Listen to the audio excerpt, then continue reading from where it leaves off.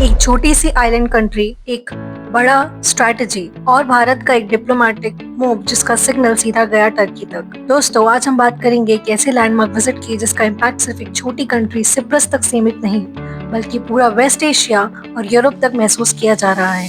ये विजिट खास इसलिए भी है क्योंकि 23 साल बाद किसी इंडियन पीएम ने सिप्रस का दौरा किया है। पिछली बार 2002 में अटल बिहारी वाजपेयी गए थे और उससे पहले 1982 में इंदिरा गांधी। मोदी जी एक 100 लोगों के डेलीगेशन के साथ गए।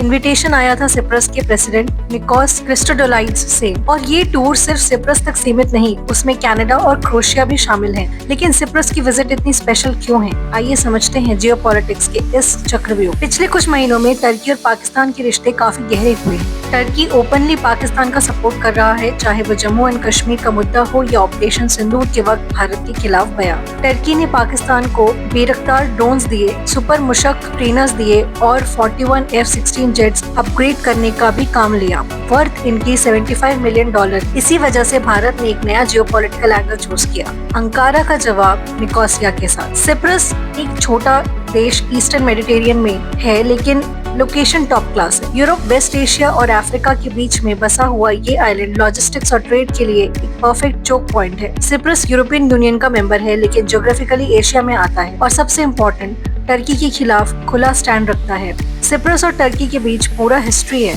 1974 में टर्किश आर्मी ने आइलैंड के एक हिस्से पर कब्जा किया था और तब से नॉर्दर्न सिप्रस नाम से एक डिस्प्यूटेड रीजन बना हुआ है जिसे सिर्फ टर्की मानता है। 16 जून को मोदी जी को सिप्रस का सबसे बड़ा अवार्ड दिया गया, grand cross of the order of Makarios III। इस ऑनर का टाइमिंग भी स्ट्रैटेजिक था।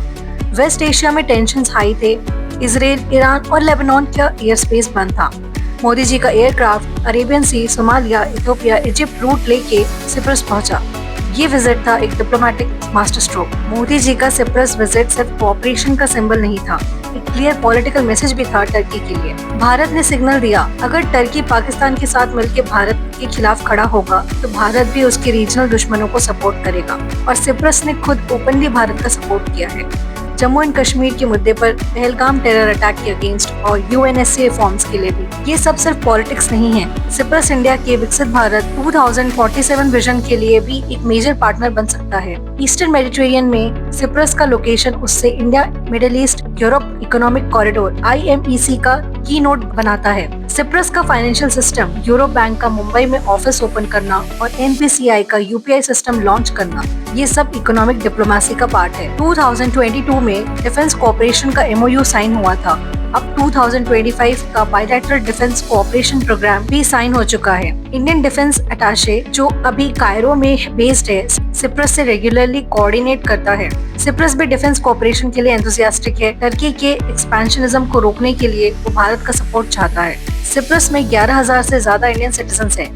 शिपिंग, IT, फिनटेक, एग्रीकल्चर और एजुकेशन जैसे सेक्टर्स में काम करते हैं। बिजनेस राउंड टेबल लिमासोल में भी हुआ, जहां मोदी जी और सिप्रियोट प्रेसिडेंट ने इंडियन सिप्रियोट कंपनीज के बीच कई MOU साइन करवाए। गिफ्ट सिटी के national stock exchange international exchange ने सिप्रस स्टॉक एक्सचेंज के साथ टाई अप किया है। स्टार्टअप इंडिया और इन्वेस्ट सिप्रस के बीच एक स्टार्टअप ब्रिज भी प्लान में है। सिप्रस 2026 में यूरोपियन यूनियन काउंसिल का प्रेसिडेंट बनने वाला है। इसका मतलब है इंडिया के लिए EU के अंदर एक सॉलिड एली मिलेगा और अगर India EU free trade agreement finalise होता है 2025 तक, तो सिप्रस का सपोर्ट इनवैल्यूएबल होगा।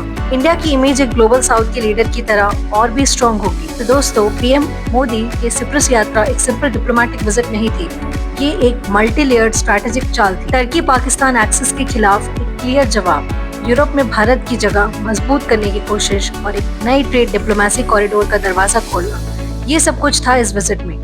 अगर आपको ये वीडियो इन्फॉर्मेटिव लगा हो तो लाइक जरूर करें, अपने दोस्तों के साथ शेयर करें और चैनल को सब्सक्राइब करना मत भूलिएगा। कमेंट करके बताएं कि आपको लगता है भारत ने सही जियोपॉलिटिकल स्टेप उठाया सिप्रस के साथ टाई अप करके। मिलते हैं अगले वीडियो में। जय हिंद।